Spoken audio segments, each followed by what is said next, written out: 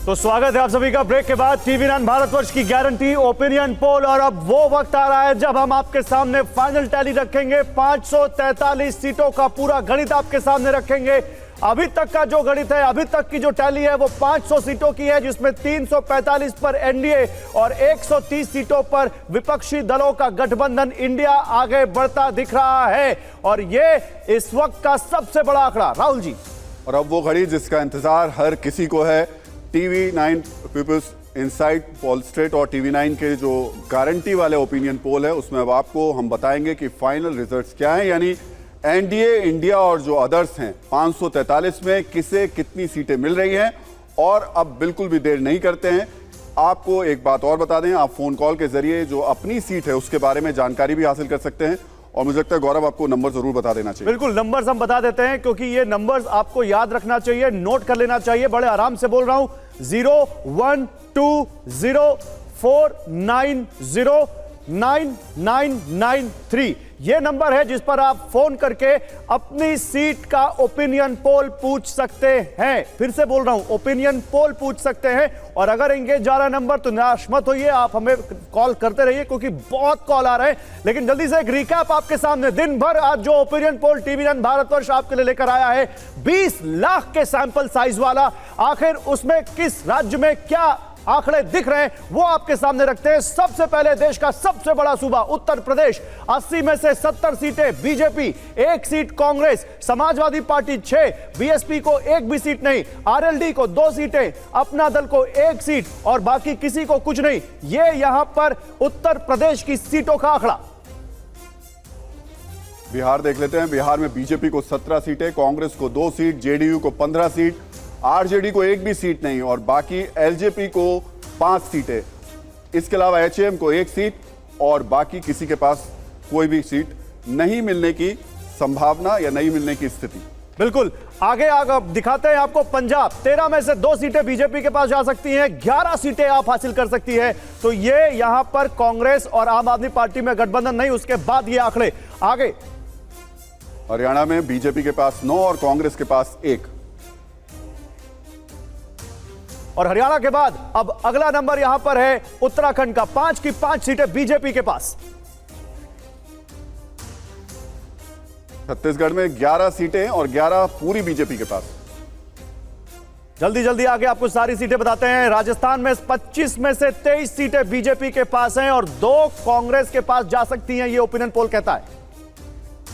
मध्य प्रदेश में 29 की 29 सीटें बीजेपी के पास। इसके बाद नंबर यहां पर आता है गुजरात का, 26 की 26 सीटें और ज्यादा वोट परसेंटेज के पास बीजेपी के पास जा सकती है। नंबर है केरल का और केरल में बीजेपी इस बार 2 सीटें हासिल कर सकती है, 17 यूडीएफ और एलडीएफ 1।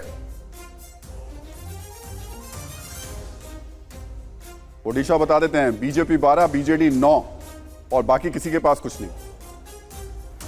ओडिशा के बाद आगे बढ़ते हैं। ओपिनियन पोल 20 लाख के सैंपल साइज वाला ये कहता है कि पश्चिम बंगाल की 42 सीटों में से 26 पे बीजेपी जीत हासिल कर सकती है, टीएमसी 16 तक आ सकती है और किसी को कुछ नहीं मिलेगा।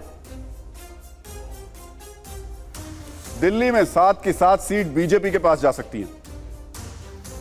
और महाराष्ट्र में 48 सीटें, बीजेपी को अकेले 17 सीटें, शिवसेना शिंदे गुट और एनसीपी अजीत पवार गुट दोनों मिलाकर 11, यानी एनडीए को 28 सीटें आ सकती हैं। विपक्षी दलों के गठबंधन इंडिया को 20 सीटें आ सकती हैं। यह महाराष्ट्र का ओपिनियन पोल कहता है। चलिए, दिल्ली की बात की हमने, 7 की 7 सीटें बीजेपी के पास जा सकती हैं और मनोज तिवारी हमारे साथ मौजूद है इस वक्त। मनोज जी, बहुत बहुत स्वागत है TV9 भारतवर्ष में।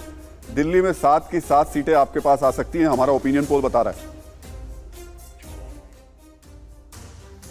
बिल्कुल राहुल भाई, मुझे लगता है कि ये जो आपका दिखा रहा है ओपिनियन पोल, इससे भी बेहतर होने वाला है। दिल्ली में हम 7 सीटें पिछली बार लगभग 56% वोट शेयर से लिए थे और जिस प्रकार से इस बार दिल्ली का भाव है, जिस प्रकार दिल्ली का प्यार उमड़ रहा है, जिस प्रकार से नरेंद्र मोदी जी ने ईस्टर्न वेस्टर्न पेरीफेरी से द्वारका एक्सप्रेस से 709 भी हमारे एलिवेटेड रोड से लेके सारे जो उपहार दिए हैं, अगर उसके बाद ये 60% का भी वोट शेयर हो जाए तो किसी को आश्चर्य नहीं होना चाहिए।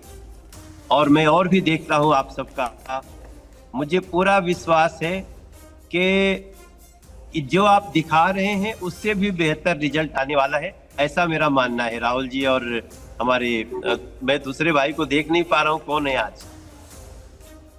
ठीक है, बहुत बहुत शुक्रिया मनोज जी आपका। और देखिए, इस पर बात करने के लिए मेरे साथ जो पैनल है हमारे साथ इस वक्त, वो बता देता हूं। सुप्रिया श्रीनाथ हैं, कांग्रेस पार्टी की प्रवक्ता, शहजाद पूनावाला हैं, बीजेपी के प्रवक्ता, सुनील यादव साजन है, समाजवादी पार्टी के प्रवक्ता, पुष्पेश पंत जी हैं और राजेश जोशी जी हैं, सीनियर जर्नलिस्ट। आप सभी का स्वागत है। आप सबसे बात करेंगे, अभी आपकी प्रतिक्रिया लेंगे, लेकिन उससे पहले आपको फाइनल टैली अब बता देते हैं। क्या कहती है TV9 भारतवर्ष के इस ओपिनियन पोल की फाइनल टैली, यानी 543 सीटों में से क्या 400 पार हो रही हैं एनडीए की सीटें? क्या 370 बीजेपी को मिल रही हैं? क्या इस बार विपक्षी पार्टियां अपने पिछले प्रदर्शन को आगे सुधार पाती है? ये सब आपको हम दिखाते हैं। फाइनल टैली क्या कहती है TV9 भारतवर्ष की, किसको कितनी सीटें? और ये वो नंबर आपके सामने, 543 में से एनडीए 376 सीटें हासिल करता दिख रहा है। इंडिया गठबंधन 133 सीटों पर सिमटता दिख रहा है, और जो एनडीए में नहीं है, जो इंडिया में नहीं है, अदर्स या निर्दलीय, वो 34 सीटें हासिल करते दिख रहे हैं। तो ये 543 सीटों का opinion poll, 20 lakh sample size, हमने हर लोकसभा सीट पर जाकर ये सैंपल साइज आपके लिए सैंपल इकट्ठा किया है, और ये 376, 133, 34। राहुल जी। सुप्रिया श्रीनाथ जी, पहला रिएक्शन आपका। जो हमारी फाइनल टैली है वो बता रही है एनडीए 376, इंडिया 133 और अन्य 34।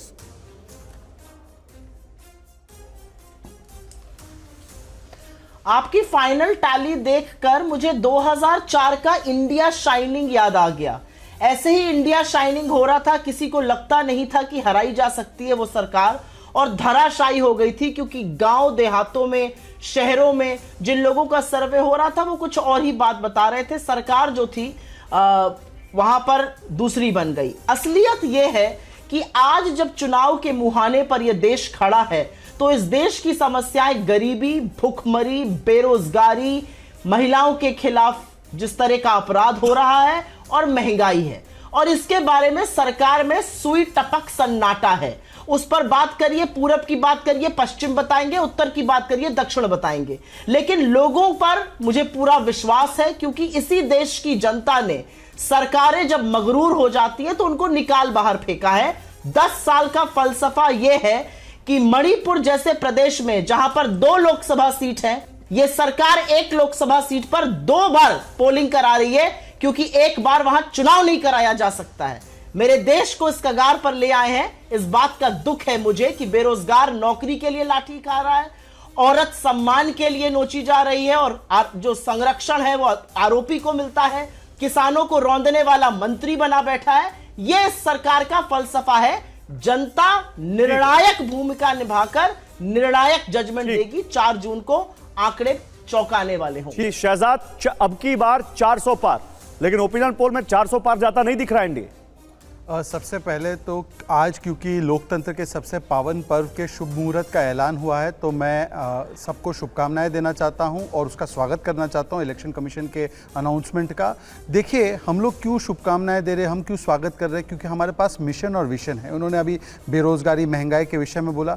10-10.5% की महंगाई दर रहती थी इनके राजस्थान में, जहाँ तक ये सत्ता में थे अभी कुछ ही महीने पहले, वहाँ पर सबसे ज़्यादा इन्फ्लेशन था, वहाँ पर सबसे ज़्यादा बेरोजगारी दरों में से एक था, 20%, मध्य प्रदेश में 2% था, और वहाँ से उनको निकाला गया। और आज हमने जिस प्रकार से 25 करोड़ गरीबों को केवल नारा नहीं दिया, उनको गरीबी से निकाला।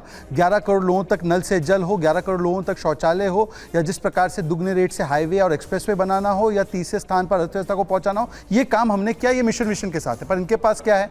कंफ्यूजन, डिवीजन और अपना अपना गाली वाला पूरा का पूरा जो है फ्रस्ट्रेशन। अब मुझे लगा कि 7 फेज के चुनाव है, पर सुप्रिया जी ने 4 फेज का फ्रस्ट्रेशन दिखाया।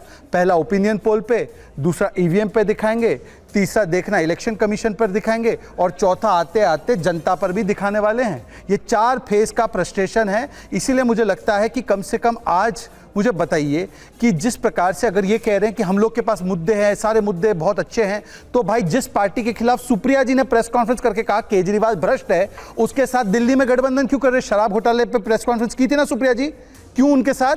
और भारत रत्न वापस मांगा था उन्होंने राजीव गांधी का। उन्होंने कहा था सिख दंगों का हत्यारा है वो राजीव गांधी। ये मेरे शब्द नहीं, उनके शब्द असेंबली में। मैं तो कहूंगा भी नहीं, मैं तो शहीद मानता हूं। लेकिन 400 पार पे आपने नहीं बोला अभी तक। हाँ, मैं उसमें भी 10 सेकंड में बस उसमें आ रहा हूं। तो मेरा ये सिर्फ सुझाव है, सुझाव तो नहीं, मैं क्या सुझाव दूं, सुझाव लेते तो आज ये स्थिति में नहीं रहते। अमेठी से लड़वा लो राहुल जी को, भाई इतनी स्ट्रांग पोजीशन है आपकी, और वाराणसी से आप लड़ लो। महाराजगंज में वैसे आपकी स्थिति ठीक नहीं थी लास्ट टाइम, तो आप वाराणसी से लड़ लो, पर 6 देते, आप 400 पे आते। देखिए गौरव जी, हमारा लक्ष्य 400 का एनडीए के लिए था। हम वो उस कहावत में यकीन रखते हैं कि aim for the stars you will at least reach the rooftop. पर मैं आपको कह रहा हूं एकदम श्योरिटी के साथ कि पिछली बार 224 सीट पर 50% वोट शेयर लेकर आए थे। मतलब ये आप कह रहे हैं कि 400 का लक्ष्य इसलिए रखा है कि हम कम से कम ज्यादा से ज्यादा सीटें हासिल कर सकें, ये आप कह रहे हैं? देखिए मैं आपको बता रहा हूं कि पिछली बार 224 सीट्स पर हमने 50% वोट शेयर ले लिया है। हाँ। इस बार 350 से कम सीटों पर 50% वोट शेयर से मतलब कम नहीं होगा। ठीक है। इसका मतलब यह है कि हमारी जो सीटें, मैं आपके एक्सरसाइज है, दिशा सही है। हाँ। हो सकता है कि 20-30 मुझे लगे कम है ज्यादा है, मैं उसको खारिज नहीं करना चाहता। दिशा सही है, पर दशा जो होगी जीत की वो और बेहतर होगी। इसलिए आप थोड़े दिन रुक जाइए, 80 दिन के बाद। ठीक है। ये अभी सुप्रिया जी ने एक पिछले चैनल पर नारा लगाया, नहीं, पिछले चैनल को छोड़ जून दीजिए। कांग्रेस नहीं, पिछले चैनल को छोड़ दीजिए। वो सब छोड़ दीजिए, अभी मैं एक दर्शक जुड़ चुके हैं। बात नहीं कर रहा हूं, सुनिए ना। उन्होंने कहा 4 जून कांग्रेस सून, होने वाला ये है 4 जून कांग्रेस को दूरबीन लेकर ढूंढ। अच्छा चलिए ठीक है, ये आपका नारा। लेकिन एक दर्शक हमारे साथ हरिद्वार का ओपिनियन पोल जानना चाहते हैं। शिव और संदीप, दीपक भारद्वाज जी जानना चाह रहे हैं कि हरिद्वार में क्या होगा। आप वो तैयार रखिए। फिलहाल सुप्रिया शिनेत जवाब देना चाहेंगे, आप क्या कह रहे हैं यहां पर? शहजाद,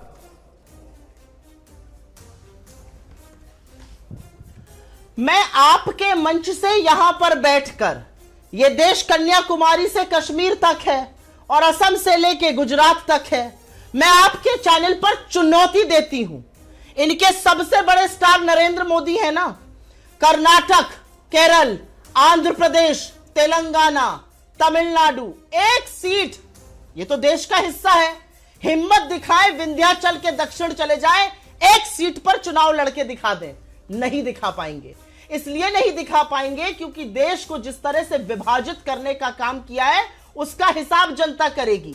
मणिपुर पर आदमखोरों की भीड़ ने जो उन बेटियों के साथ किया उसका हिसाब होगा। जो हमारी होनहार बेटियों को रौंदा गया सड़कों पर और ब्रजभूषण को गोदी में बिठाया गया उसका हिसाब होगा। जो किसान टेनी के बेटे ने रौंदे और टेनी मंत्री बने रहे उसका हिसाब होगा। रमेश बिंद जो मजदूर कर्जे के नीचे दबकर आत्महत्या उसने की 48 घंटे पहले, उसका हिसाब होगा। रमेश पाल का हिसाब होगा जो कहता है कि मेरी नौकरियां और मेरी डिग्री, नौकरी लग नहीं रख, डिग्री किस काम की, स्वाहा करके आत्महत्या कर लेता है। इस देश में हर घंटे 2 किसान, इस देश में हर घंटे 2 युवा इस आत्महत्या कर रहे हैं। जनता उनका हिसाब करेगी। इधर उधर की बातें, लच्छेदार चीजें, फालतू के स्लोगन, कोई फर्क नहीं पड़ता इन सब बातों से। ठीक है, ओके। मैं सिंपल सी बात कहना चाहती हूं, आप कुछ भी दंभ भर लीजिए, देश की असलियत यह है, इसको बोल के खत्म कर रही हूं। देश को इस कगार पर ले आए इतने सारे दंभों और दावों के बावजूद कि 20% आबादी 46 रुपए रोज पर अपनी गुजर बसर कर रही है। आपके दफ्तर के बाहर 2 पानी की बोतलें नहीं मिलती हैं 46 रुपए में। शहजाद जवाब देंगे क्या? लेकिन जल्दी से हरिद्वार का क्या ओपिनियन पोल है ये जान लेते हैं। बताइए भाई, हरिद्वार का दीपक भारद्वाज जानना चाह रहे थे। शिव, संदीप, दीपक भारद्वाज जी जानना चाह रहे हैं हरिद्वार का क्या होगा? हरिद्वार में बीजेपी 63.12%, इंडिया 23.45% है। अनडिसाइडेड वोट यहाँ पे 13.43% है।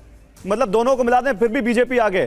जी, तो एक तरफा है बीजेपी आगे आपके ओपिनियन पोल में हरिद्वार में, आप कह रहे हैं जहां बीजेपी ने अपना कैंडिडेट बदला है उसके बावजूद। राहुल जी, मैं इस पे छोटा जवाब दे दूं क्योंकि उन्होंने लंबा बोला। 10 सेकंड। शहजाद आपके पास आएंगे। शहजाद उन्होंने आएंगे, 2 बार लेकिन बोल अभी दिया। मैं उन्होंने 2 बार बोला। मुझे भी आपको बिल्कुल मुझे मौका मेरी दीजिए। सीटों के हिसाब से तो दूसरी टाइम दे बार दो। मौका, लेकिन एक मुझे डेटा मुझे देने मेरी दीजिए। सीटों के हिसाब एक से आंकड़ा टाइम तो देने दे दीजिए दो। मुझे, मैं आऊंगा आपके पास में। देखिए, लेकिन उससे पहले मैं आपको बता देता हूं कि एनडीए की जो 376 सीटें हमने बताई हैं, उन 376 सीटों में एनडीए में उसके जो घटक दल हैं उसमें किसको कितनी सीटें मिल रही हैं एक बार बता देते हैं। एनडीए को 376 सीटें हमने बताई हैं, उसमें बीजेपी को 333 सीट, जेडीयू को 15 सीट, शिवसेना महाराष्ट्र में जो हम जा रहे हैं वहां पर शिंदे गुट और एनसीपी जो अजीत पवार गुट है उनको 11 सीट, एलजेपी को 5 सीटें, आरएलडी को 2 सीट, एचएएम को 1 सीट, इसके अलावा जेडीएस को 1 सीट और टीडीपी 7 सीट। टीडीपी 7 सीट जो अभी अभी आई है गठबंधन में, वो यहां पर, ये कुल मिलाकर 376 सीटें होती हैं। लेकिन इंडिया की बात कर लेते हैं, विपक्षी दलों का गठबंधन, वो कहां कितनी सीटें कौन सी पार्टी हासिल कर रही है। कांग्रेस पार्टी को पिछली बार से कम सीटें मिलती दिख रही हैं, 48, डीएमके 23, शिवसेना उद्धव गुट और एनसीपी शरद पवार गुट मिला के 20 सीटें, टीएमसी 16 सीटें, आम आदमी पार्टी 11 सीटें, समाजवादी पार्टी 6 सीटें, आईयूएमएल 3 सीटें, सीपीआई 2 सीटें, सीपीआईएम 2 सीटें, एनसीपी 1 सीट, वीसीके 1 सीट। ये इंडिया का आपके सामने हम नंबर्स रख रहे हैं, इंडिया का जो पूरा चार्ट है। अब शहजाद आप बोल सकते हैं। हाँ, देखिए, बहुत छोटा संक्षेप जवाब। देखिए, मैं इनको चुनौती दूं, ये मुझे चुनौती दे, हम तो एक दूसरे के विरोधी हैं। इनके साथी ने इनको एक चुनौती दी है। केरल में लेफ्ट पार्टी ने कहा, राहुल जी वायनाड छोड़ो, चुनौती लो और अमेठी में लड़ो। तो सुप्रिया जी, आप मुझे चुनौती दे, उसका क्या मतलब है? आपकी स्थिति महाराजगंज में लोगों ने आपकी चुनौती नहीं स्वीकारी, तो छोड़ दीजिए उसको। आप बोलिए लेफ्ट का चुनौती स्वीकारने का आपका कोई मूड है क्या? अगर आप इतना कॉन्फिडेंट है तो बताइए ना, जिन जिन लोगों को आपने आजीवन गाली दिया है, डीएमके को बोला राजीव गांधी के हत्यारे हैं, पंजाब में एक थी कांग्रेस चल रहा है, संजय निरुपम और संजय राउत का महाराष्ट्र में क्या चल रहा है, पश्चिम बंगाल में दीदी ने बोला आपको 40 सीट नहीं मिलने वाली। ये कोई हमारे लोग नहीं है, आप ही को आपके लोग। दर्शक और जुड़ गए हैं, वो ब्रह्मपुर का हाल जानना चाहते हैं। अपूर्व निकाल के रखिएगा, संदीप, उड़ीसा में ब्रह्मपुर पड़ती है एक सीट, शिव और संदीप निकाल के रखिए। लेकिन सुनील कुमार साजन हमारे साथ हैं, बहुत देर से हैं। समाजवादी पार्टी ने तो आज 6-7 टिकटें भी अनाउंस की हैं। आजमगढ़ से धर्मेंद्र यादव को टिकट आज दे दी गई है। हम लोग तो सोच रहे थे कि अखिलेश जी वहां से लड़ेंगे, अखिलेश जी चुनाव नहीं लड़ रहे क्या सुनील जी इस बार? नहीं, क्या समाजवादी पार्टी की सारी सीटें तो डिक्लेयर नहीं हो गई हैं? राष्ट्रीय अध्यक्ष जी खुद तय करेंगे कि वो किस सीट पर लड़ेंगे, क्योंकि उन पर केवल एक चुनाव लड़ने की जिम्मेदारी नहीं है। उन्होंने लगातार इस बात को कहा कि जो लोग 2014 में आए थे उनको 2024 में सरकार के बाहर। तो 2-3 सीटें, 2-3 लिस्टें आपने अनाउंस कर दी और आप अपने राष्ट्रीय अध्यक्ष के लिए सीट नहीं तय कर पाए, तो संशय तो होता है। कैसी बात कर रहे हैं कि आप नहीं तय कर पाए? ये आप कैसे तय कर सकते हैं? वो किसी भी सीट पे लड़ लेंगे और किसी भी सीट से जीत के आ जाएंगे। सवाल एक सीट का नहीं है, सवाल उत्तर प्रदेश में भारतीय जनता पार्टी के विजय रथ को रोकने का है। और देखिए, हम अपील करें या बीजेपी के प्रवक्ता अपनी बात कहेंगे, कांग्रेस की प्रवक्ता अपनी बात कहेंगे, आज तो चुनाव आचार संहिता लागू हो गई, चुनाव की तारीखें आ गई। हम आपके कार्यक्रम के माध्यम से पूरे देश के जितने भी मतदाता हैं, सम्मानित मतदाता, उनसे ये जरूर कहेंगे कि वो अपने मतदान वाले दिन मतदान जरूर करें। और हम लोग कुछ भी कहेंगे, और असल बात यह है कि इस देश का, आपका भी सर्वे आ गया है, लेकिन असली सर्वे आना बाकी इस देश के किसानों का, देश के बेरोजगार नौजवानों का, पिछड़े दलित महिलाओं का, उनका जिनको सपना बीजेपी ने दिखाया था और अच्छा सपना दिखाया था। बेरोजगारों से कहा था हम रोजगार देंगे, क्या उन बेरोजगारों को रोजगार मिल गया है? जिनको मिल गया होगा वो भाजपा के साथ होंगे, जिनको नहीं मिला होगा हमारे साथ होंगे। जिन किसानों की आय दोगुनी हो गई होगी वो भाजपा के साथ होंगे, जिन किसानों की आय दोगुनी नहीं हुई होगी वो हमारे साथ रहेंगे। जिस देश के नागरिक को लगता होगा कि उसकी देश की सीमाएं सुरक्षित। सुनील जी, आपने जो मुद्दे उठाए वो महत्वपूर्ण मुद्दे उठा तो रहे, लेकिन सवाल महत्वपूर्ण गौरव ने भी उठाया था, और इसलिए उठाया था क्योंकि बीजेपी ने अपने बड़े नेताओं को पहली लिस्ट में दे दिया था, चाहे वो प्रधानमंत्री हो, चाहे वो गृह मंत्री अमित शाह हो। कांग्रेस ने भी अपने जो बड़े नेता हैं, खासतौर से राहुल गांधी, उनको अपनी लिस्ट में पहली जगह दे दी थी, ताकि बाकी सारी क्लियरिटी रहे। बड़े नेता पहले सामने आ जाते हैं तो बाकी सारी चीज़ें क्लियरिटी रहती हैं। लेकिन पुष्पेश जी, सवाल महत्वपूर्ण यही है कि ऐसी स्थिति में जब ये सारे मुद्दे बताए जा रहे हैं, कांग्रेस भी यही बात कह रही है, समाजवादी पार्टी भी यही बात कह रही है, क्या ये मुद्दे वाकई इस बार के चुनाव में कोई करिश्मा दिखा पाएंगे, या फिर ये जो एक फैक्टर चल रहा है उसके आगे सारी चीज़ें काम नहीं करेंगी? नहीं, मेरा थोड़ा मतभेद है। मुझे ऐसा नहीं लगता है कि कोई एक हवा चल रही है, एक चेहरा है जिसके आगे सारे मुद्दे फेल हैं। हम ये क्यों नहीं मान रहे हैं कि जो चेहरा सबसे आकर्षक लोगों को नज़र आ रहा है, कुछ लोगों की निगाह में वही चेहरा उन मुद्दों का समाधान भी है। और जो लोग विपक्ष में खड़े हैं उनके मुद्दे जो आलोचना के वो उतने तर्कसंगत मतदाता को नहीं लग रहे हैं। यहाँ भी कुछ देर पहले जब हेमंत जी पूछ रहे थे कि आप हमको तो आश्वस्त कर लेंगे, आप जनता को क्यों नहीं समझा पा रहे, तो मुझे लग रहा है वो अखिलेश जी हों, वो कोई और हो, वो जनता को एक सीमित दायरे में तो अपने साथ रखने में जाति के कारण, क्षेत्रीयता के कारण, अपने नाम के कारण, अपनी पैतृक विरासत के कारण रख सकते हैं। मगर कुल मिलाकर जब मुकाबला आता है कि तर्कसंगत बातों को जनता तक पहुंचाने का, तो शायद मतदाता हमेशा तर्कसंगत नहीं होता। वो मुद्दों से ज़्यादा अहमियत कभी धर्म को देता है, कभी जाति को देता है, कभी करिश्मे को देता है। ये इस बार भी देखने को मिलेगा। ठीक है, ब्रह्मपुर से जो दर्शक जानना चाह रहे थे, बताइए शिव, क्या है वहाँ का ओपिनियन पोल आपका, ब्रह्मपुर ओडिशा? ब्रह्मपुर उड़ीसा में एनडीए आगे है, बीजेपी 46.38% पे, इंडिया 11.84 पे, और यहाँ पे बीजेडी जो है वो 34.19% पे है, और यहाँ पे जो अनडिसाइडेड वोट है वो 7.6% है। ठीक है, तो मतलब बीजेपी अभी तक के ओपिनियन पोल में आगे है। जी, मुझे लगता है राजेश जी एक सवाल आपसे जरूर बनता है, 133 जो इंडिया को लेकर के आ रही हैं और 376 एनडीए, इस पर आपका रिएक्शन जरूर। देखिए, मेरा रिएक्शन है, मुझे थोड़ा सा टाइम दे दीजिएगा, बहुत लंबा टाइम नहीं लूँगा। एक तो भारतीय जनता पार्टी की जो चुनावी रणनीति है उसको समझने के लिए अगर आप भारतीय जनता पार्टी की विचारधारा पर बात नहीं करेंगे तो पूरी एक्सरसाइज फेलियर होगी। अभी कुछ देर पहले जब हेमंत शर्मा यहाँ पर थे, बात हुई थी कि अतिवाद के खिलाफ भारतीय जनता पार्टी ने स्टैंड लिया है, इसीलिए परवेश वर्मा, रमेश विधूड़ी, प्रज्ञा ठाकुर और ब्रजभूषण शरण जैसे लोगों को किनारे कर दिया गया है। विचारधारा को आगे बढ़ाने के लिए जब तक इन लोगों की ज़रूरत थी तब तक इनके खिलाफ कोई कार्रवाई नहीं की। परवेश वर्मा ने गोली मारो का नारा दिया, कोई कार्रवाई नहीं हुई। रमेश विधूड़ी के खिलाफ कोई कार्रवाई नहीं हुई। प्रज्ञा ठाकुर के खिलाफ कोई कार्रवाई नहीं हुई। ब्रजभूषण शरण सिंह के खिलाफ कोई कार्रवाई नहीं। एक कपिल मिश्रा हैं जो नीति में उसमें नहीं है, लेकिन उनके खिलाफ कोर्ट में कहा कि इनके खिलाफ एफआईआर दर्ज करने के लिए अभी कोई कारण नहीं। वही कपिल मिश्रा जो दिल्ली के दंगों के लिए एक वीडियो उनका बड़ा प्रचलित हुआ था। बहरहाल, जब ध्रुवीकरण की आवश्यकता नहीं रही और दूसरी तरफ सीए उसी वक्त लागू किया गया चुनाव से पहले, यूसीसी, राम मंदिर, ज्ञानवापी का कोर्ट से चल रहा है, मथुरा और हल्द्वानी की घटनाएं उत्तराखंड में, तो ये आइडियोलॉजिकल जो डिवाइड क्रिएट किया गया है भारतीय जनता पार्टी और नरेंद्र मोदी की सफलता और सक्सेस का एक बहुत बड़ा कारण ये है। अगर इस पर चर्चा नहीं होगी तो अधूरी चर्चा होगी। इसीलिए आज जो 376 दिख रहा है, मैं बार बार कह रहा हूं कि ये सिर्फ अभी एक तो आपका ओपिनियन पोल है, नतीजे जो भी आएंगे बिल्कुल ओपिनियन पोल है सर। हमने लोगों के ओपिनियन के आधार पर ये यहाँ पर नंबर्स निकाले हैं। हम यही कह रहे हैं कि नतीजे हैं, और वो सैंपल साइज 20 लाख है, इसलिए हम कह रहे हैं कि गारंटी है क्योंकि सैंपल साइज बहुत बड़ा है। और इस बीच हम एक एक सीट के बारे में बात कर रहे हैं। लगातार दर्शक हमें फोन कर रहे हैं। पंजाब के भटिंडा से गुरप्रीत ने हमें फोन किया और वो ये जानना चाहते हैं कि भटिंडा का क्या रहेगा रिजल्ट, ओपिनियन पोल हमारा क्या है, ये अभी हम भटिंडा बताएंगे। लेकिन जल्दी से, क्योंकि अब हमारे पास फाइनल टैली आ चुकी है इस ओपिनियन पोल की, तो आपको बता देते हैं कि क्या कहता है 2019 से 2024 का ये तुलनात्मक अध्ययन।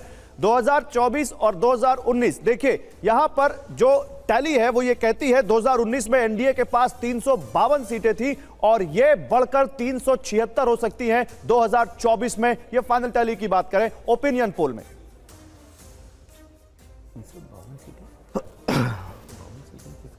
और बीजेपी में 2019 की अगर बात करें तो 303 सीटें, जबकि 2024 में 333 सीटों का अनुमान ओपिनियन पोल में लगाया गया। 333 जेडीयू की बात करते हैं। जेडीयू 2019 में 16 सीटें थी, एनडीए की बड़ी घटक दल, लेकिन 2024 में एक सीट कम हो सकती है और 2024 में ये 15 सीटें इनको मिल सकती हैं। और अब कांग्रेस की बात कर लेते हैं। 2019 में 52 और 2024 में 48 सीटों का अनुमान है, यानी हाफ सेंचुरी भी नहीं होगी राहुल जी।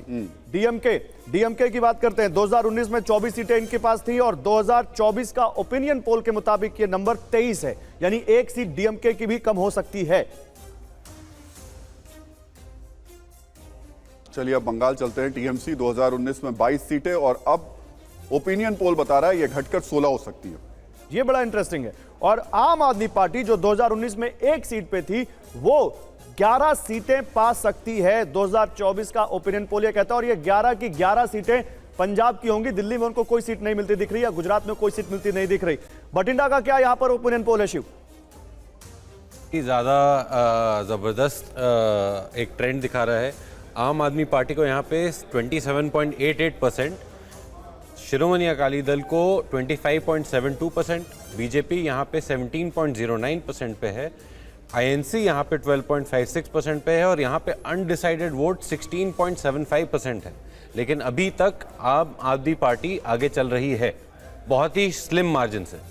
और वो जो अनडिसाइडेड वोट है वो खेल कर सकता है। बिल्कुल करेगा, मुझे लगता है इनमें करेगा ही। ठीक है, और यहां पर हमारे साथ केंद्रीय मंत्री एसपी बघेल साहब भी जुड़ चुके हैं, उनसे भी बात करेंगे। सुप्रिया जी भी हैं, शहजाद हमारे साथ हैं और अभी थोड़ी देर में सुनील कुमार साजन जी भी हैं। बघेल साहब, स्वागत है आपका TV9 भारतवर्ष पर।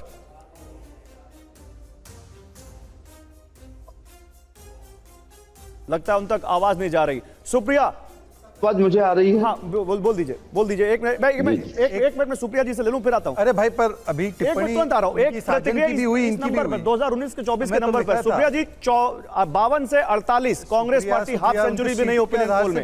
एक छोटी सी प्रतिक्रिया, फिर मैं आ रहा हूं शहजाद आपके पास। नहीं, पर अन्याय है ना। अनुराग जी, अखिलेश की पार्टी बोली, उसके बाद मैं चुप रहा। फिर आ रहे हैं आपके पास ही आ रहे हैं, क्योंकि कांग्रेस पार्टी के नंबर पर आप प्रतिक्रिया नहीं, कांग्रेस पार्टी के नंबर पर तो वो उनका पहले अधिकार है ना। मैं आ रहा हूं पहले सुप्रिया जी का समय तो दीजिए हमें थोड़ा। आ रहे हैं शहजाद जी, आ रहे हैं, 1 मिनट आ रहे हैं। सुप्रिया जी,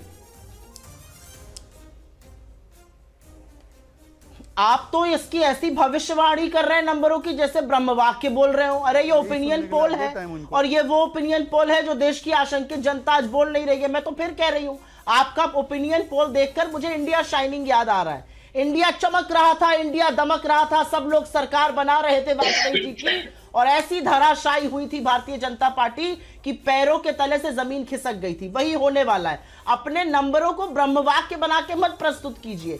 आपको आपके ही आंकड़े चौंकाएंगे जब हम 4 जून को बात करेंगे। मेरा अपना मानना है, मुद्दों से विमुख भारतीय जनता पार्टी है। मुद्दों को पकड़कर हम और हमारे घटक दल चल रहे हैं। अगर भारतीय जनता पार्टी के sitting MP 4 sitting Lok Sabha MP कहते हैं हम चुनाव नहीं लड़ेंगे, आज राज्यसभा सिटिंग एमपी छोड़ देता है पार्टी को। ठीक है, क्या आपको दिखा रहा है कि ये लोग किस तरफ चुनाव जा रहा है वो भांप रहे हैं? ठीक है, आप ना भापिए, वो अलग बात है और उस पर मुझे कोई चिंता भी नहीं है। मीडिया ने पिछले कुछ दिनों में क्या किया उस पर मैं टिप्पणी भी नहीं करना चाहती हूं। ये इंडिया शाइनिंग मोमेंट है, इस बात को लिखिए और इस पर हम चर्चा करेंगे 4 जून को। ठीक है, इंडिया शाइनिंग मोमेंट है। शहजाद, देखिए, अगर भागने भगाने की बात होगी तो भाई बताइए, बिहार में तो संयोजक भाग गए, यूपी में आरएलडी भाग गई, महाराष्ट्र में मिलिंद से लेकर अशोक भाग गए, फिर उसके बाद आप देख सकते हैं कि एक के बाद एक पंजाब में आम आदमी पार्टी भाग गई। तो मुझे लगता है, और उमर अब्दुल्ला भी भागने की फिराक में, बंगाल से दीदी भाग गई। तो मुझे लगता है इस प्रकार की हल्की टिप्पणी, और देखिए मैं अभी भी रिस्पेक्ट करता हूं आपका, ये एक्सरसाइज है, हम मीडिया का सम्मान करें। अब मैं उसी सम्मान भाव से, अभी हमारे भाई साहब यहाँ पे जो बैठे उन्होंने एक टिप्पणी की, उन्होंने, ये उनका विचार है, हो भी सकता है कि हम लोग ध्रुवीकरण का इस्तेमाल करते फिर किसी को जाकर टिकट नहीं देते। पर सर, मैं बड़े विनम्रता से, मैं तो एक छोटी सी गिलहरी हूं, मैं आपसे हाथ जोड़कर पूछना चाहता हूं, चलिए हम ध्रुवीकरण वाले, ये उदयनिधि स्टालिन ने जब कहा सनातन समाप्त करेंगे, उस पर क्या कार्रवाई हुई? ये इनके डीके सुरेश ने कहा नॉर्थ एंड साउथ, और साउथ को तो इंडिपेंडेंट कर देना चाहिए, इस पर ये लोग क्यों कार्रवाई नहीं करती? ये तो मोहब्बत की दुकान है ना सर।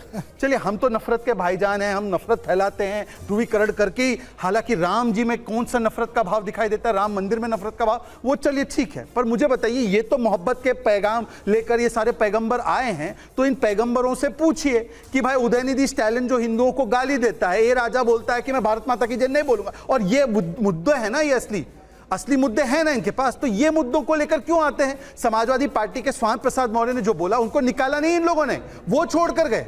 रामचरितमानस पर आरजेडी ने कहा क्या? उन्होंने कहा पॉइजन है, पोटेशियम साइनाइड है, मंदिर जो है वो गुलामी की निशानी है। तो ये मुद्दे हैं, तो इन मुद्दों पर जाकर हिंदुओं को गाली देने का ठेका क्यों उठा लेते हैं? अब फिर से देखना, कोई स्पेसिफिक जवाब नहीं आएगा, इधर उधर की बातें और मीडिया को लेक्चर, और वो लेक्चर दे रही है जिन्होंने पहले दिन पर मीडिया छोड़ी और अगले दिन जाकर टिकट लेकर चुनाव लड़ने लग गए, वो मीडिया को लेक्चर दे रही है। बताइए, ये भी गजब का काल चक्र है कि जो अगले दिन without cooling of period ticket ले ले, वो ओपिनियन पोलस्टर पर सवाल उठाए, वो गौरव और राहुल पर सवाल उठाए, वो यहाँ पर बैठे लोगों पर सवाल उठाए। ये अजब गजब मामला है भाई। बघेल भी हमारे साथ मौजूद हैं। बघेल साहब, बहुत बहुत स्वागत है आपका। सबसे पहले फाइनल टैली हमने जो बताई है, उसमें एनडीए को 376 सीटें मिल सकती है, इंडिया गठबंधन को 133 सीटें और बाकी अन्य को 34। आपका क्या रिएक्शन है? काफी नजदीक है, ये भविष्य के चुनाव परिणामों के काफी नजदीक है। 376 एनडीए को और 133 यूपीए को और 34 अन्य लोगों को मिल रहा है। और अभी माननीय प्रधानमंत्री जी का कैंपेन शुरू नहीं हुआ है, अभी पर्चा दाखिल होने के बाद जब माहौल बनेगा तो कहते हैं ना कि बाराती तो नाचते हैं, घोड़ा भी नाचना शुरू कर देता है। तो जैसी नॉमिनेशन होगा, नेता लोग आएंगे और एक माहौल बनेगा, वातावरण बनेगा, तो ये 376 400 के पार निश्चित तौर से चला जाएगा। बघेल साहब, क्या सबसे बड़ा कारण लगता है आपको, क्योंकि 400 पार की गारंटी आप दे रहे हैं और आप कह रहे हैं कि नजदीक है, यानी आप कह रहे हैं कि 400 पार हो जाएगा, सबसे बड़ा कारण क्या लगता है इसका? सबसे बड़ा कारण यह है कि प्रधानमंत्री जी की लोक कल्याणकारी योजनाएं, मैं ये कहता हूं कि अगर लाभार्थी केवल अपने परिवार सहित भारतीय जनता पार्टी के प्रत्याशियों के पक्ष में मतदान कर दें तो तमिलनाडु की भी कई सीटों पर कमल खिल सकता है। उदाहरण के तौर से मोदी जी की योजनाएं वो कश्मीर से लेकर कन्याकुमारी और कच्छ से लेकर कामरूप तक है। उनकी कोई भी योजना किसी राज्य विशेष के लिए या जिला विशेष के लिए या वर्ग विशेष या धर्म विशेष के लिए नहीं है। या तो वो लाभार्थी सड़क पर शौच करती हुई महिला को सभी प्रधानमंत्रियों ने देखा, लेकिन शौचालय बनाने का काम नरेंद्र मोदी जी ने किया है।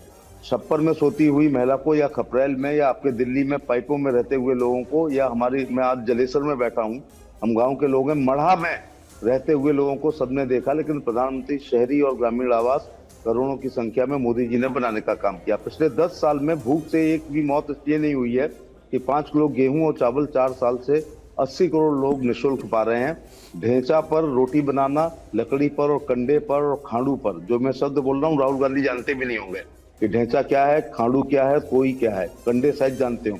उस पर धुएं में खाना बनाते हुए सब प्रधानमंत्रियों ने देश की महिलाओं को देखा, लेकिन 12 करोड़ उज्ज्वला के सिलेंडर नरेंद्र मोदी जी ने देने का काम किया है। खेत बेच करके कर्जे में जेवर बेच के इलाज करते हुए सभी पार्टियों के नेता ने देखा, लेकिन 33 करोड़ लोगों का आयुष्मान कार्ड और 7 करोड़ लोग इलाज कर चुके हैं और मेरा विभाग 75,000 करोड़ रुपए मरीजों के बिल को पेमेंट कर चुका है। अभी तो 376 की हम टैली आपको बता रहे हैं और आप उस पर जो बातें रख रहे हैं, नतीजे जब आएंगे 4 जून को फिर आपसे बात करेंगे। बहुत बहुत धन्यवाद हमसे बात करने के लिए। लेकिन सुनील साजन, आप लोग जो यूपी में चुनाव लड़ रहे हैं उसमें सीट्स जो हमारे ओपिनियन पोल के हिसाब से आ रही है वो सिर्फ 6 सीट आ रही है। अगर गठबंधन पहले थोड़ा हो गया होता और चीजें पहले दुरुस्त कर ली जाती तो आपको लगता है कुछ और चीजें बेहतर हो सकती थी, स्थितियां और बेहतर हो सकती थी?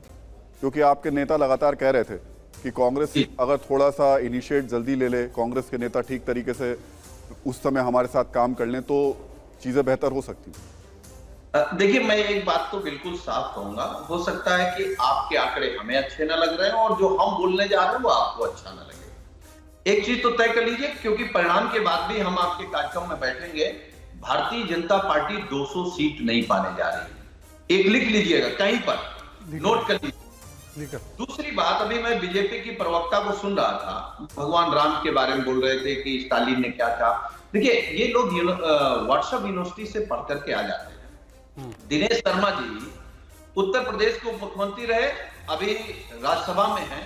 उन्होंने सीता मैया को क्या कहा था, कैसे पैदा हुई। इनके साथ संजय निषाद गठबंधन में है, भगवान राम के पिता पर सवाल खड़ा करने वाले। कौन सी नैतिकता है? अभी मैं बघेल साहब को सुन रहा था, जब आपने कहा कि आप कैसे जीतेंगे, तो केवल माननीय प्रधानमंत्री जी का नाम। देखिए, माननीय प्रधानमंत्री जी के वादे 10 साल पहले जो थे, और फिर पिछला चुनाव तो देश के इमोशन पर, देश के जवानों के शहादत पर आप लड़ करके जीत करके आ गए। आप महंगाई पर बात नहीं कर रहे हैं, बेरोजगारी पर बात नहीं कर रहे हैं, सीमाएं सुरक्षित नहीं, संसद सुरक्षित नहीं, महंगाई आसमान पर है, किसान बर्बाद हो रहा है, किसान आत्महत्या कर रहा है, महिलाएं पर अत्याचार कितना बढ़ गया है। जवाब दे दीजिएगा। ये आप कह सकते हैं? जवाब दे दूं? सुनील जी, आपने जो सवाल उठाए मुझे लगता है उसका जवाब शहजाद से ले लेते हैं। देखिए, दोनों बातों का जवाब देता हूं। बेरोजगारी से शुरू करता हूं। जब इनकी सरकार थी उत्तर प्रदेश में 18% CMI के डेटा के हिसाब से बेरोजगारी दर, आज 2.5% है उत्तर प्रदेश में। इसीलिए आप देख लीजिए, और मध्य प्रदेश का उदाहरण देख लीजिए, अभी चुनाव हुए मध्य प्रदेश राजस्थान में 20% थी, वहां पर इनकी सरकार डिलीट। राजस्थान में 20% था, वहां पर सरकार डिलीट। मध्य प्रदेश में 2% था, वहां पर हमारी सरकार रिपीट। पर छोड़ देते इस विषय को, मैं आता हूं महंगाई पर। चलिए, महंगाई 10% से ऊपर थी पूरे 2012 से लेकर 14 तक। आज 2 वैश्विक चुनौतियों के बाद भी 5.5% है। पर मेरा सवाल यह है कि आप हिमाचल में 6 रुपए डीजल क्यों बढ़ाते हैं? महंगाई है ना, तो आप वहां पर कम कीजिए। पहली बार होलसेल प्राइस इंडेक्स नेगेटिव में कब आया है? इस बार आया है। पर मैं उसको भी छोड़ देता हूं। आप कहते हैं कि देखिए हमने वादे पूरे नहीं किए। सुनील साजन जी, अब आप नोट कीजिए, 370 हटाने का वादा जनसंघ के दिनों से पूरा किया, राम मंदिर बनाने का वादा जनसंघ के दिनों से पूरा किया, यूसीसी का वादा, 3 तलाक का वादा, नारी शक्ति वंदन अधिनियम का वादा, सीए का वादा, ये सारे वादे पूरे किए हैं और 10वें से 30वें स्थान पर अर्थव्यवस्था को ले जाने का वादा पूरा किया। 25 करोड़ को केवल गरीबी हटाओ नहीं, नीति के माध्यम से उनको बाहर निकालने का वादा पूरा किया। ओके सुप्रिया जी, आप जवाब दीजिएगा, लेकिन जल्दी से पहले बेगूसराय से जय किशोर पांडे पूछना चाहते हैं बेगूसराय के बारे में। संदीप और शिव, आप उनका वो डेटा तैयार रखिएगा, मैं आऊंगा और बात करूंगा बेगूसराय के बारे में। लेकिन सुप्रिया जी, आप रिएक्ट करना चाह रही हैं कुछ? मैं छोटी सी बात धर्म पे जरूर बोलना चाहती हूं। मैं बहुत सुनती हूं भाजपा के स्वयंभू ठेकेदारों को। मुझे इन लोगों से 2 चीजों पे सर्टिफिकेट नहीं चाहिए, एक हिंदू धर्म पर और एक मुझे इनसे राष्ट्रवाद पे सर्टिफिकेट नहीं चाहिए। हिंदू धर्म पे मैं 2 मिनट बोलना चाहती हूं। रामचंद्र जी का नाम किस मुंह से लेते हैं ये लोग? जब रामचंद्र जी का नाम लेते हैं तो रामायण की चौपाई याद आती है, दैहिक दैविक भौतिक तापा राम राज नहीं कहूं व्यापा। जहां पर गरीब, जहां पर गुर्बत, जहां पर बेरोजगार, जहां पर महंगाई। अरे रामचंद्र जी वो थे जो अपनी पत्नी के आदर और सम्मान के लिए, एक महिला के लिए जिन्होंने अन्याय का अंत किया। कानपुर में 10 दिन पहले पेड़ से लटकी 2 नाबालिग लड़कियों के शव मिले, उन पर ऐसा प्रेशर बनाया जा रहा था उस भट्टे के आदमी से, उसके 6 दिन बाद उनके पिता ने आत्महत्या कर ली। यह राम राज्य है आपका। लड़कियों को सड़कों पर घसीटा गया, हमारी एथलीट बेटियों को संरक्षण मिला ब्रजभूषण को, यह राम राज्य है आपका।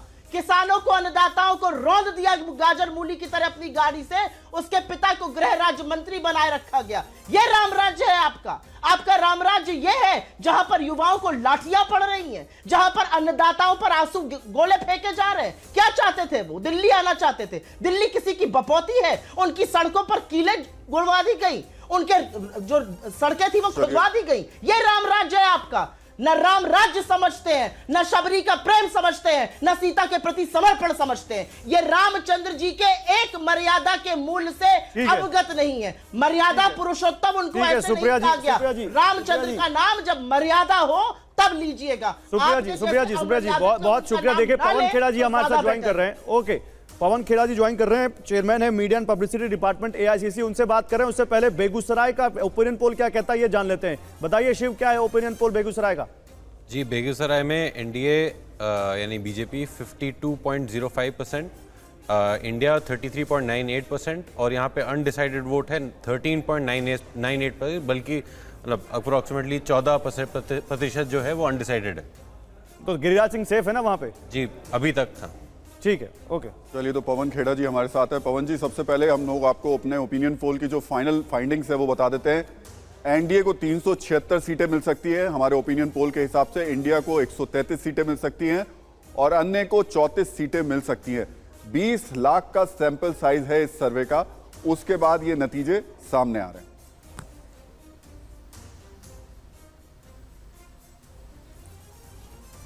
मैं ओपिनियन पोल्स को ज़्यादा गंभीरता से ना आप लेते होंगे ना मैं लेता हूं, लेकिन हाँ, मनोरंजन का एक अच्छा स्रोत होता है ये। आप भी मनोरंजन पाइए, हम भी मनोरंजन पाते हैं, अच्छी बात है। उसमें क्या है, चुनाव से पहले तो ये मनोरंजन चलते रहना चाहिए। लेकिन जिस तरह से 20 लाख के सैंपल साइज को हमने यहाँ पर ओपिनियन पोल में रखा है पवन जी, वो ये बताता है कि कहीं ना कहीं, और बहुत सारी सीटें तो ऐसी हैं जो 50% से ज़्यादा दिखा रही हैं बीजेपी की तरफ। ये अगर जनमानस का भाव देखें तो ऐसा लगता है कि इस बार पिछली बार से ज्यादा सीटें दिख रही हैं। नहीं, जनमानस का भाव नहीं, माफ कीजिएगा, जनमानस का भाव, हम लोग जो सड़कों में गलियों देहातों में घूमते हैं, हमें भी कुछ कुछ आभास होता है। हम लोग दिल्ली में कम रहते हैं, ज़्यादा घूम ही रहे होते हैं, और इसलिए जनमानस का भाव तो कम से कम मुझे मत बताइए। और मैंने देखा पिछले 3 महीनों में सोशल मीडिया पर, वो भी जनमानस का भाव है। जितने आप लोग पोल कराने की कोशिश करते हो, एक दिन में वो पोल हटा देते हो, पिंड ट्वीट हटा देते हो, क्योंकि इतना भारी फर्क आता है। मोदी जी बेचारे धड़ाम से नीचे उनका आंकड़ा गिरा हुआ होता है और राहुल गांधी का और कांग्रेस पार्टी का बढ़ा हुआ होता है। हम देखते हैं कितनी बार वो ट्वीट गायब भी हो जाते हैं। तो हमें भी मालूम है जनमानस क्या है और क्या नहीं है, इसलिए वो छोड़िए, मनोरंजन प्राप्त कीजिए आप भी और हम भी। और 1991 से मैं ये सर्वे का क्षेत्र में हूँ, मुझे भी मालूम है क्या होता है, क्या नहीं होता, कैसे होता है, कैसे नहीं होता, तो इस पे क्या चर्चा करनी। पवन जी, लेकिन ये बहुत ही इस वक्त गंभीर मामला है, तारीखों का ऐलान हो चुका है, अभी मनोरंजन में रहेंगे तो फिर थोड़ा सा मुझे लगता है आगे आपके लिए चिंता का विषय बन जाएगा। नहीं, आप मनोरंजन दे रहे हैं, हम प्राप्त कर रहे हैं। तो आप 10 मिनट का मनोरंजन तो हमें भी लेने दीजिए। आप तो पूरे दिन चला रहे होते हैं मनोरंजन, तो 10 मिनट तो हमें भी स्वीकार करने दीजिए आपका मनोरंजन। हम भी भाग ले रहे हैं, अच्छा लग रहा है आपका चैनल, वैसे भी हम बहुत देखते हैं। पर उसमें क्या हो गया? जिस बात पे आप मुस्कुरा रहे हैं आप कुछ और दिखाइए। चलिए आप ये दिखाना शुरू कीजिए। नहीं, मैं बात खत्म कर देता हूं जी। आप ये एक और आंकड़ा मैं आपको देता हूं, वो दिखाइए। मनोरंजन खत्म होगा, सब गंभीरता से देखेंगे और आप भी दिखाएंगे। 1 घंटे में 2 नौजवान आत्महत्या करते हैं इस देश में। 1 घंटे में 2 किसान आत्महत्या करते हैं इस देश में। कितने बलात्कार होते हैं 1 घंटे में इस देश में। आप दिखाना शुरू कीजिए। ये सब मनोरंजन हटाइए ना, असली मुद्दों पर आइए ना। पवन जी, अभी कैसे 45 साल का रिकॉर्ड टूटा है बेरोजगारी का, आइए ना उस पर चर्चा करते हैं। छोड़िए ना ये आंकड़ों से ज्यादा महत्वपूर्ण वो आंकड़े हैं कितने पेपर लीक होते हैं इस देश में, कितने सालों से इम्तिहान नहीं, एंट्रेंस टेस्ट नहीं होते। 7 साल उत्तर प्रदेश में पुलिस की भर्ती नहीं हुई, अब जाके एंट्रेंस हुआ, वो पेपर लीक हो गया। ये होते हैं आंकड़े। आंकड़ों से अगर करना है आपको तो ये आंकड़े तो आपके सामने रोज दिखा रहे हैं, आपको रोज दिखते हैं, आप उनको दिखाइए। ये तो चलता है ये मनोरंजन। इसीलिए मैं कहता हूं क्योंकि इसका हकीकत से कोई वास्ता नहीं है, दूर है, इतनी दूरी है इसमें और हकीकत में। उस बेरोजगार नौजवान के परिवार से पूछो जिसने आत्महत्या की हो। पवन जी, लेकिन मेरा कहना आपसे ये है कि आप विपक्ष की सबसे बड़ी पार्टी हैं। आप हर डिबेट में, आपकी पार्टी के जितने नेता हैं, अभी सुप्रिया श्रीनेत हमारे साथ जुड़ी हुई थी, ये मुद्दे तो आप रखते ही हैं ना सबके सामने। फिर आपकी कन्विंसिंग पावर इतनी क्यों नहीं है कि जनता इस बात को समझ सके और वो आपको चुनाव में सत्ता पे लेकर आए और जो लोग ये काम कर रहे हैं उनको हटा दे? इसका मतलब आपकी कम्युनिकेशन, आपकी कन्विंसिंग पावर जो है वो कहीं कम है। हमारी कन्विंसिंग और हमारी कम्युनिकेशन कमजोर है, मजबूत है, वो छोड़िए। नहीं, अरे तो ये तो आज का विपक्ष, मैं बार बार दोहराता हूं, हमारा नहीं, अब आपने बोला है तो मुझे बोलने दीजिए ना साहब। बोलिए। मैं ये बार बार हर जगह पर कहता हूं कि आज का विपक्ष अनाथ है। आज के विपक्ष की किस्मत 2014 से पहले के विपक्ष जैसी नहीं है, जहां मीडिया उस विपक्ष की आवाज को आगे बढ़ाता था।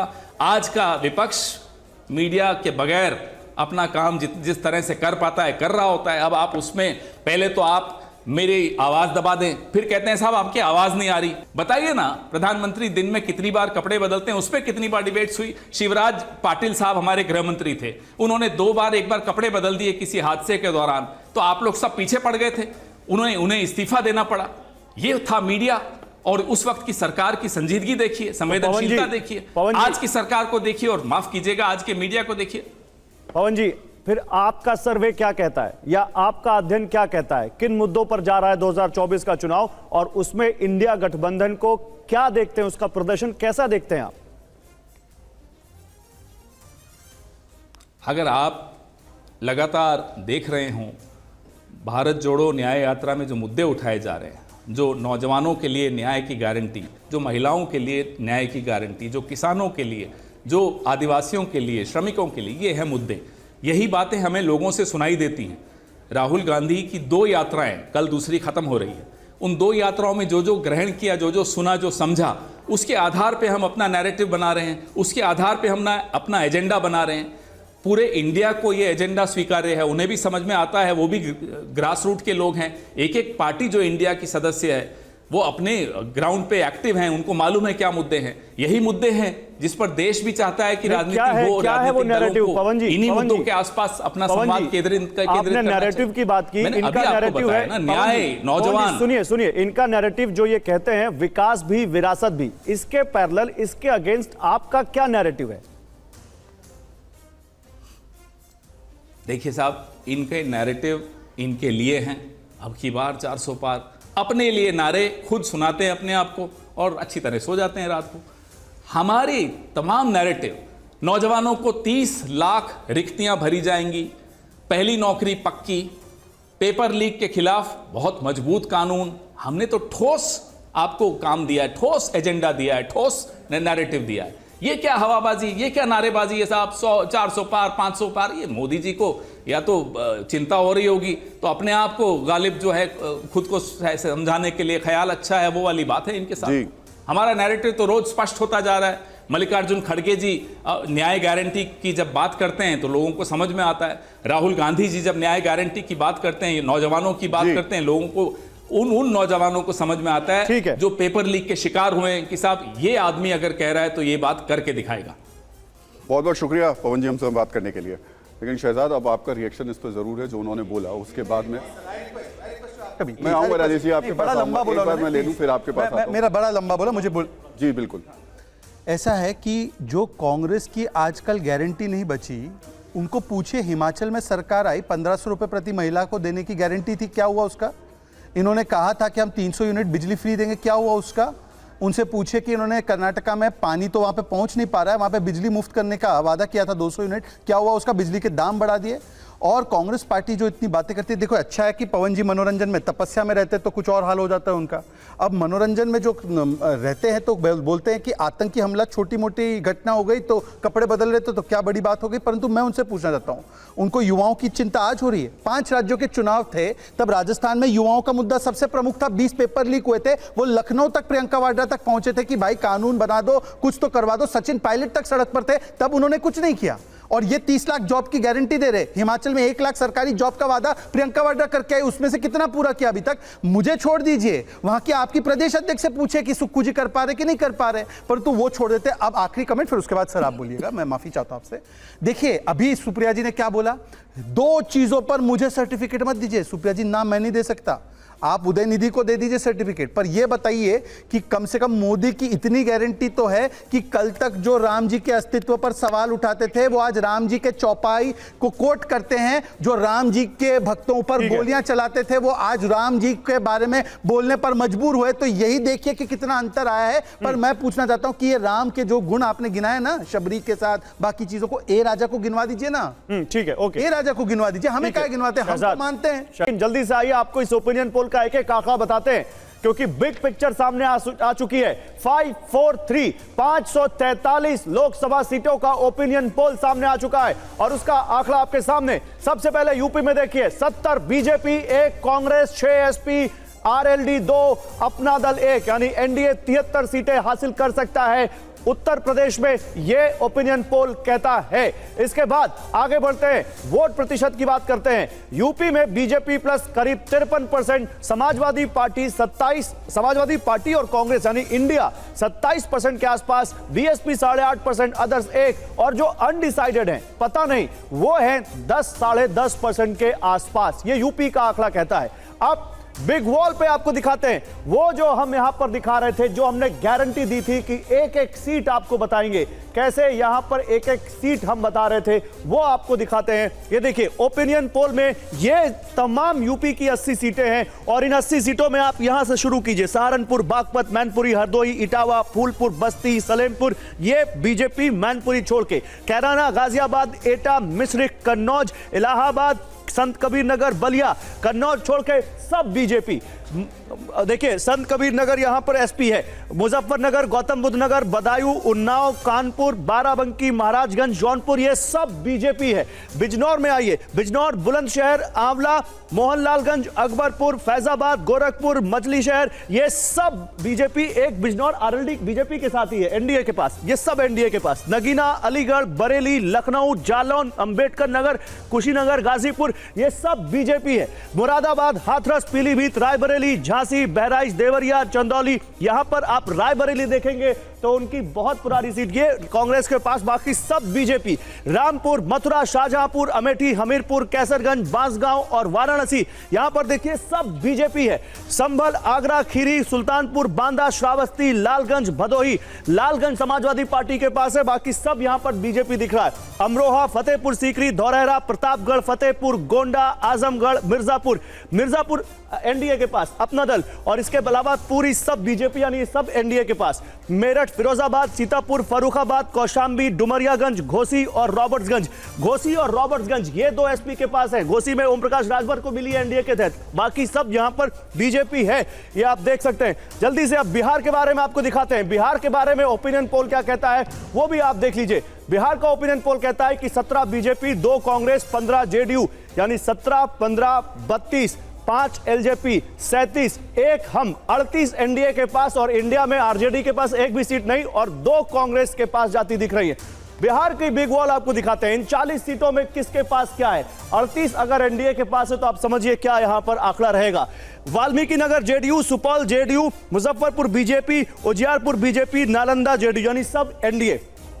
पश्चिम Champaran BJP, Araria BJP, Vaishali LJP, Samastipur LJP, Patna Sahib BJP और जहानाबाद जेडीयू यानी सब एनडीए। पूर्वी चंपारण बीजेपी, किशनगंज में कांग्रेस है, Gopalganj JDU, Begusarai BJP, Pataliputra BJP, Aurangabad BJP, Kishanganj छोड़ के बाकी सब बीजेपी या फिर NDA. Sheohar BJP, Katihar Congress, Siwan JDU, Khagaria हम, आरा बीजेपी, गया जेडीयू यानी कटिहार की सीट छोड़कर बाकी सब बीजेपी, जेडीयू और हम मिलाकर एनडीए में। सीतामढ़ी, पूर्णिया, महाराजगंज, भागलपुर, बक्सर, नवादा ये सब एनडीए। मधुबनी, मधेपुरा, सारण, बांका, सासाराम, जमुई ये सब एनडीए। झंझारपुर, दरभंगा, हाजीपुर, मुंगेर, काराकाट ये सब एनडीए। ये बिहार का है। अब पंजाब में 13 सीटें। पंजाब में बड़ा इंटरेस्टिंग है। पंजाब के सबसे पहले ओपिनियन पोल आप देख लीजिए। पंजाब में 2 बीजेपी के पास और आम आदमी पार्टी के पास 11, कुल 13 सीटें हैं। बिग वॉल पर दिखाते हैं आपको ये 13 सीटें। अच्छा, पंजाब में 2 सीटें बीजेपी, 11 आम आदमी पार्टी के पास हैं। इसके बाद राजस्थान आपको दिखाते हैं। राजस्थान जल्दी से दिखाइए। राजस्थान बड़ा इंटरेस्टिंग है इस बार, क्योंकि राजस्थान में बीजेपी 25 में से 23 पर आ रही है और 2 कांग्रेस के पास जाते दिख रही हैं। पिछली बार 1 भी नहीं थी कांग्रेस के पास। अब ओपिनियन पोल में आगे जो स्टेट है वो आपको दिखाते हैं मध्य प्रदेश का। मध्य प्रदेश बीजेपी 29 की 29 सीटें हासिल करते दिख रही है, यानी छिंदवाड़ा का किला भी बीजेपी ने भेद लिया, ये ओपिनियन पोल कहता है। आगे बढ़ते हैं। गुजरात 26 में से 26 और बहुत बड़े वोट परसेंटेज के साथ इस बार गुजरात में 26 सीटें जीत सकती है बीजेपी, ओपिनियन पोल ये कहता है। केरल में बीजेपी के लिए शुभ समाचार है। 2 सीटें बीजेपी को मिल सकती है। यूडीएफ कांग्रेस वाला गठबंधन 17 सीटों पर, एलडीएफ 1 सीट पर रह सकता है, यानी एलडीएफ से ज्यादा बीजेपी। ये बहुत इंटरेस्टिंग होगा। इसके बाद आगे बढ़ते हैं और ओडिशा बीजेडी 9 सीट केवल, बीजेपी 12 पर, कांग्रेस के पास कुछ नहीं, अदर्स के पास कुछ नहीं, 21 सीटों का ओपिनियन पोल ये कहता है। आगे बढ़िए। आगे ओडिशा के बाद हमारे ओपिनियन पोल में असम की 14 में से 11 सीटें बीजेपी प्लस और कांग्रेस प्लस को 3 सीटें मिल सकती हैं। असम में बीजेपी प्लस डबल नंबर में। और इसके बाद तमिलनाडु 39 में से बीजेपी 3 सीटें। देखिए साउथ में बीजेपी जा रही है, अच्छा कर रही है, खराब कर रही है, विश्लेषण का विषय है, लेकिन 3 सीटें BJP. DMK 23, Congress 8, CPI 2, CPI से ज्यादा बीजेपी को, सीपीआईएम 1, आईयूएमएल 1, वीसीके 1। ये ओपिनियन पोल का आंकड़ा कहता है। ये तमिलनाडु का आंकड़ा है। इसके बाद आगे ओपिनियन पोल में कर्नाटक की 28 सीटों में से बीजेपी 22, यानी सरकार कांग्रेस की राज्य में बनने के बावजूद बीजेपी यहां पर अपनी सीटें बचा रही है ज्यादातर। जेडीएस 1, कांग्रेस 5, ये कर्नाटक का ओपिनियन पोल कहता है। पश्चिम बंगाल बहुत इंटरेस्टिंग, बीजेपी के पास सबसे ज्यादा 42 में से 26 सीटें आ सकती हैं। 16 पर सिमट सकती है टीएमसी, बाकी किसी को, कांग्रेस पार्टी को, लेफ्ट को कोई सीट नहीं मिल सकती है, ये ओपिनियन पोल कहता है।